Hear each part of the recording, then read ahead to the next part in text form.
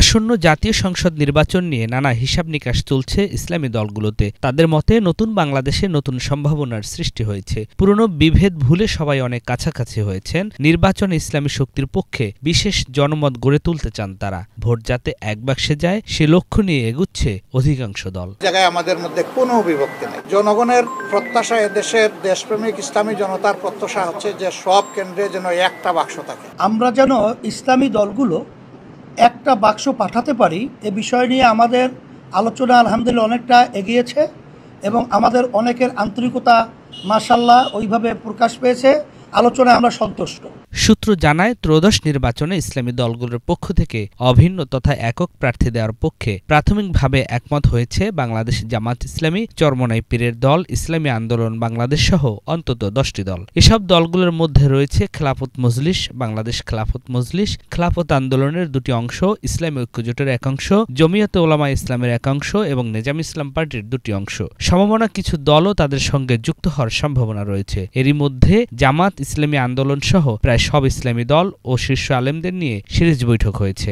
ইসলামের প্রশ্নে, দেশের প্রশ্নে জোটের অগ্রগতির বিষয়ে জানতে চাইলে ইসলামী দলগুলোর নেতারা বলছেন, এখনো দৃশ্যমান কোনো কাঠামো দাঁড়ায়নি। তফসিল ঘোষণার পর হয়তো দৃশ্যমান কিছু হতে পারে।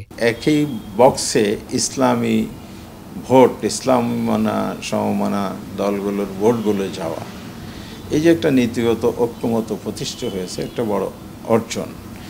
এখন এটার প্রক্রিয়াগত বিষয়টা হচ্ছে সময়ের বিষয়। তো জামায়াত ইসলামের পক্ষ থেকে আমরা এই জায়গাটা অত্যন্ত উদারতার সাথে দেখছি, অত্যন্ত অ্যাকোমোডেটিভ চিন্তা নিয়ে আমরা আগাচ্ছি, যাতে এখানে যার যেখানে অবস্থান ভালো তাকে সেখানে সঠিক মূল্যায়ন করা হয়। মানুষ বিকল্প শক্তি চায়, কারণ অতীতে যারা ক্ষমতায় ছিল তাদেরকে মানুষ দেখেছে। আমরা একথা এখন বলতে পারি যে আগামী নির্বাচন কেন্দ্রিক আমাদের মধ্যে একটা ঐক্য তৈরি হবে। আগামী নির্বাচনে ইসলামপন্থীদের প্রত্যেকটা আসনেই অভিন্ন ক্যান্ডিডেট হবে।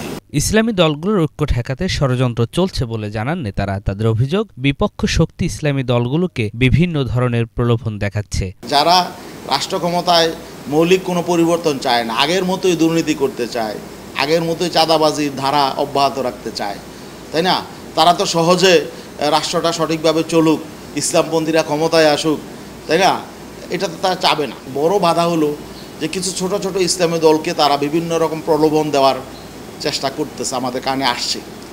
এদেরকে হয়তো তারা বিভ্রান্ত করতে পারে। ইসলামী দলগুলোকে বিভাজিত করে তারা এখানে ইসলামী শক্তির উত্থানটাকে ঠেকাতে চায়। বিশেষ করে জুলুমতন্ত্রের কবরচনা, ফ্যাসিস্ট শক্তির কবরচনা চিরবিদায় যেন বাংলাদেশে হয়, এই লাইনে ইসলামী দলগুলো হাঁটছে। গত 29শে মে খেলাফত মজলিসের কার্যালয়ে সমমনা 5টি দলের লিয়াজো কমিটির বৈঠক হয়েছে। এতে আগামী জাতীয় সংসদ নির্বাচনে সমমনা ইসলামী দলগুলোর পক্ষ থেকে এক আসনে একক প্রার্থী মনোনয়নের কৌশল নিয়ে আলোচনা করা হয়। নিয়াজ মাখদুম, বাংলা ভিশন, ঢাকা।